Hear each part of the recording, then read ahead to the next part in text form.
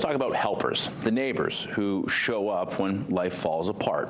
That idea took a major step forward on May 21st, 1881, when nurse and educator Clara Barton founded the American Red Cross in Washington, D.C. America was still healing from war and disasters, and Barton pushed for an organization that delivered aid, food, shelter, medical help, not just on battlefields, but in everyday emergencies. It matters in Maine. Well, it's simple.